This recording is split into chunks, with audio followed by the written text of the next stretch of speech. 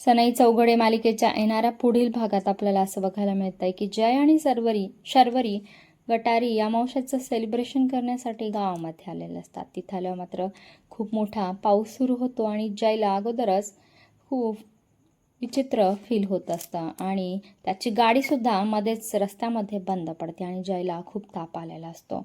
जयचं अंग तापाने अगदी भाजत असतं आणि जयला चक्करसुद्धा येऊ लागलेले असतात. अशा परिस्थिती मात्र शर्वरी धीराने काम घेते आणि ती एका आजोबांना जाऊन भेटते. त्यांना रिक्वेस्ट करते की आजची रात्र आम्ही इथेच राहू शकतो का. आजोबासुद्धा तिला सहकार्य करतात. मग रात्रभर शर्वरी जयची काळजी घेते. त्याच्या डोक्यावर मिठाच्या पाण्याचा पट्टा ठेवते आणि त्याचा ताप कसा कमी होईल यासाठी ती रात्रभर जागून प्रयत्न करत असते. जेव्हा सकाळ होते तेव्हा जयला बरं वाटत असतं. त्याचा तापसुद्धा गेलेला असतो आणि शर्वरीने त्याच्यासाठी गरमागरम चहा बनव. पुढे शर्वरी त्याला विचारते की शायनर, तुला रात्रीचं काहीच आठवत नाही का रे. त्यावेळेस जय म्हणतो की मला बाकीचं काही आठवत नाही, फक्त तूच आठवते आहेस. आणि मग शर्वरी जयकडे पाहू लागते.